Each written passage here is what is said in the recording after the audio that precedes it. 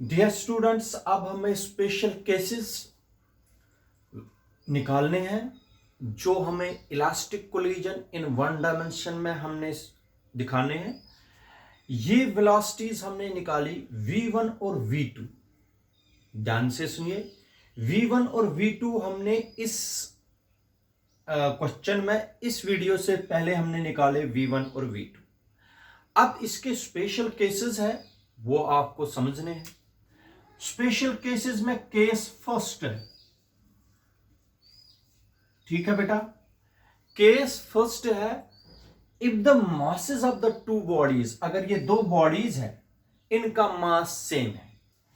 If masses of the two bodies is same, m1 is equal to m2 is equal to m, मैंने suppose किया दोनों bodies का मास क्या है, same.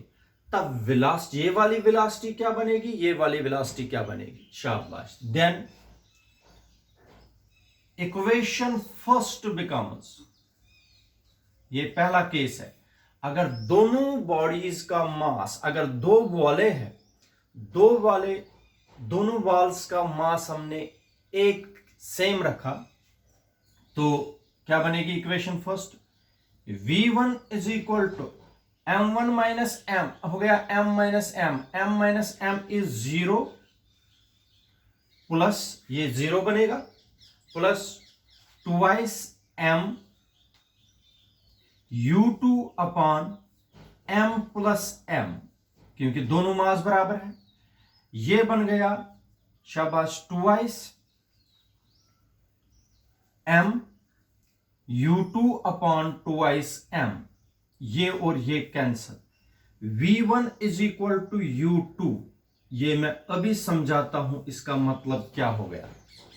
Equation first, equation second becomes, ठीक है बेटा, equation second becomes v2 is equal to twice m1 u1 upon twice m1 is equal to m plus m minus m is 0 multiply by anything is 0 multiply by anything is 0, ये 0 बन जाएगा। तो v2 ये क्या बन जाएगा, twice m upon twice m into u1, ये और ये कैंसल, ठीक है बेटा। v2 is equal to u1। अब मैं आपको समझाता हूं, इधर सुनिए, ध्यान से सुनिए। अगर ये बॉडी A है, ये बॉडी B है, ठीक है बेटा। अगर इसका भी मास m है, इसका भी मास m है, इसकी पहली वेलोसिटी u1 थी, इसकी पहली वेलोसिटी u2 थी, ठीक है। जब कोलिजन करेंगे, when they collide with each other,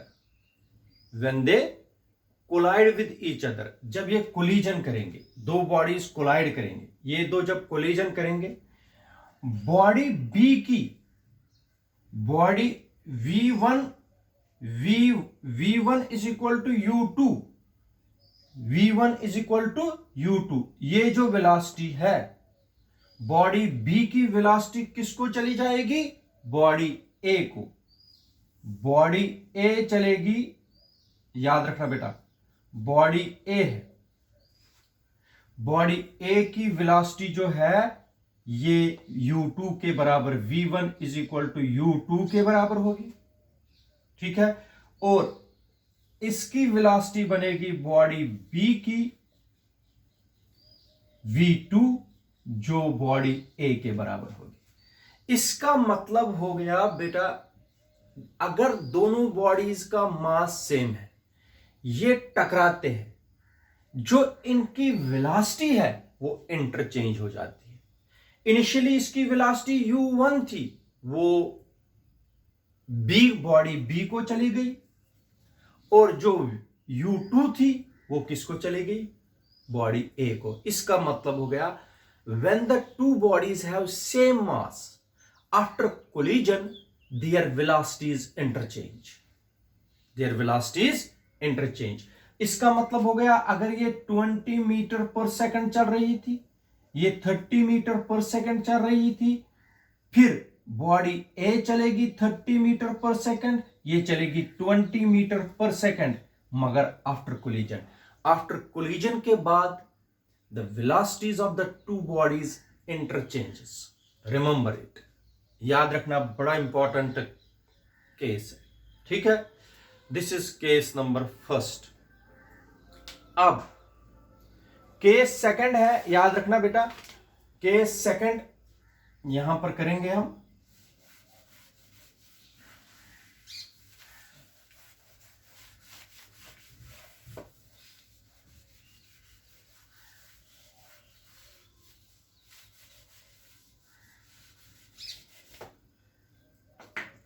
case second, if target body is at rest. इधर देखो बेटा, ये बॉडी नजदीक नजदीक आ रही है बी को, इसका मतलब हो गया ए बॉडी टकरा रही है बी के साथ। जो बॉडी बी है ये तो रेस्ट पर है और इसको बोलते हैं टारगेट बॉडी। अगर बॉडी बी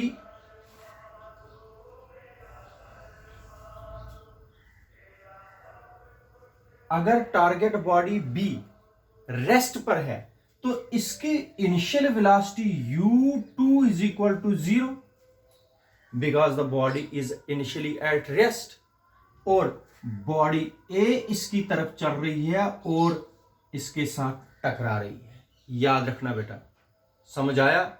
ये है क्वेश्चन हमारा कि body B is initially at rest, now the body A is moving towards body B, मगर ये याद रखना है masses of the two bodies is still masses of the two bodies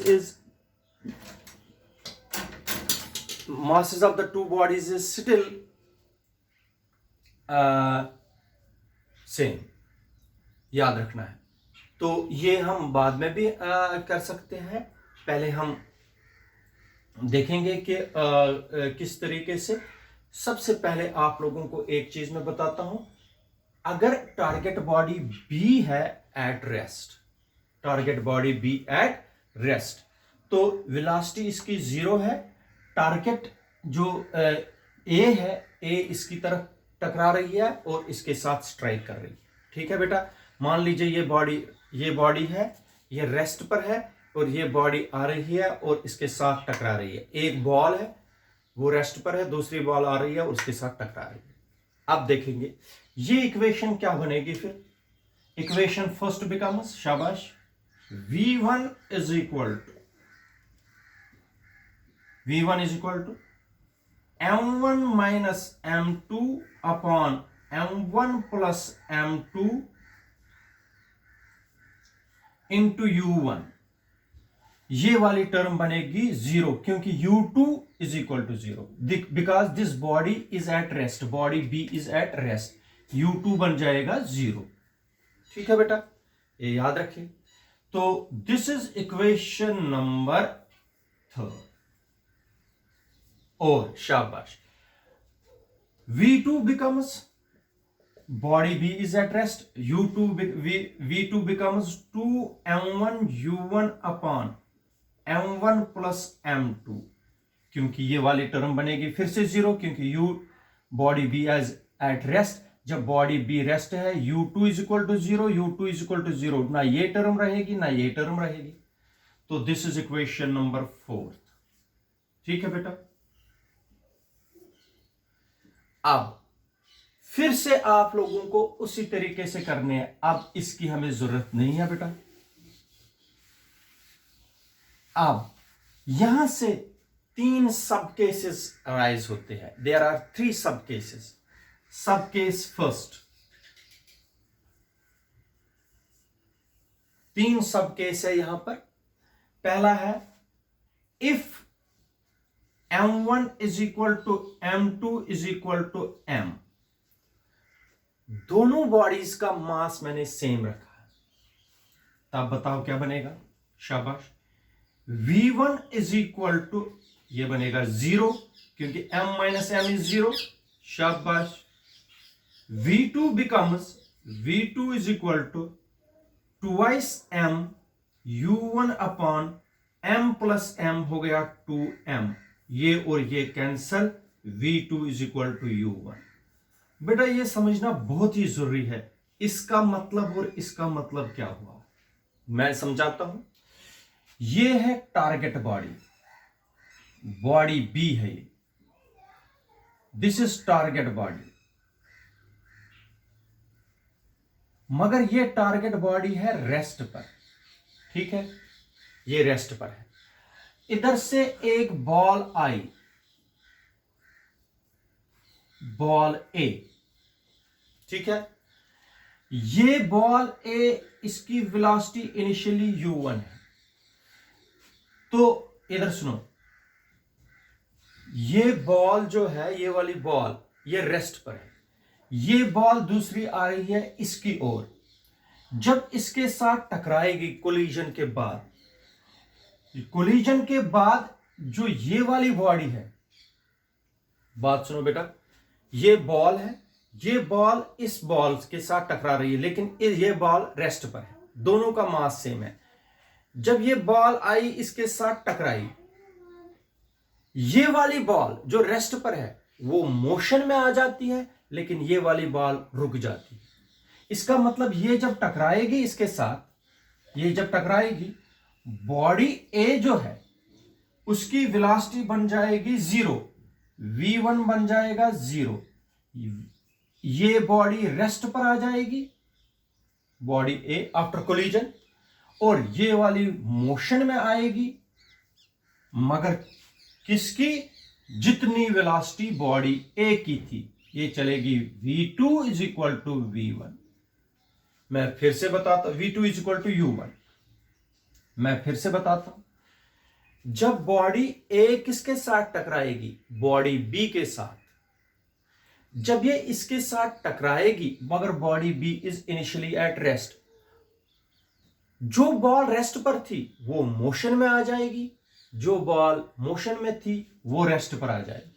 ये बॉल इसके साथ टकराने पर, शाबाश बेटा, ये जब इसके साथ टकराएगी ये मोशन में आएगी, ये रेस्ट पर आएगी, ये रेस्ट पर आएगी, इसकी वेलोसिटी बन जाएगी after collision v1 is equal to 0। ये वेलोसिटी मोशन में आएगी, लेकिन कितनी वेलोसिटी से मोशन में आएगी, जितनी की बॉडी ए की थी, रिमेंबर इट, ठीक है। अगर एक बॉडी रेस्ट पर थी, दूसरी मोशन में थी, जब इसके साथ टकराई, ये वाली मोशन में आ गई, ये रेस्ट पर रह गई, लेकिन जब ये मोशन में आ गई, किस वेलोसिटी से चलेगी, जितनी वेलोसिटी से बॉडी ए आई थी, याद रखना बेटा। ये हो गया केस, सब केस फर्स्ट। अब है बेटा सब केस सेकंड, सब केस सेकंड।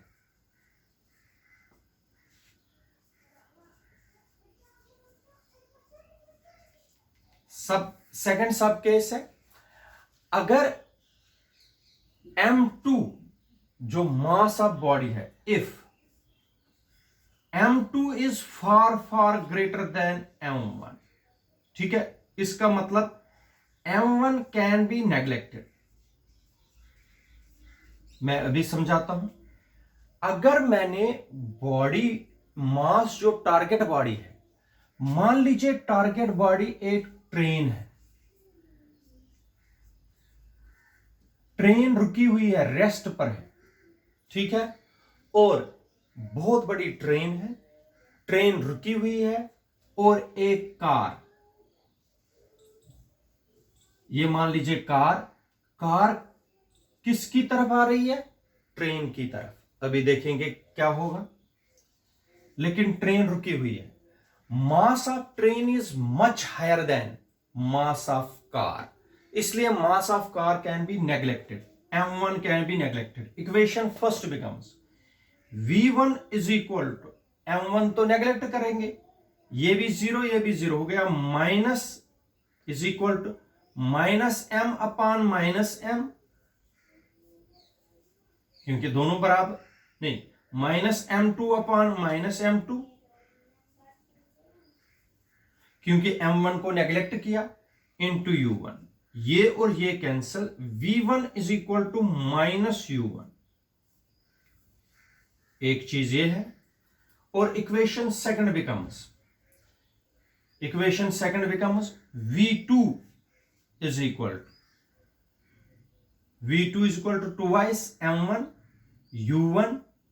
अच्छा, m1 तो नेग्लेक्ट हो गया, m1 जीरो है, तो m1 जब जीरो है तो ये पूरी टर्म बनेगी जीरो, क्योंकि m1 is zero, v2 will become zero. इसका मतलब आप देखो, v1 is equal to minus u1 और v2 is equal to zero. मैं आपको बताता हूं, इधर सुनिए, अगर एक ट्रेन है वो रुकी हुई है, रेस्ट पर है, और एक कार इसकी ओर आ रही है, कार ट्रेन के साथ टकरा गई, कार की वेलोसिटी इनिशियली थी u1।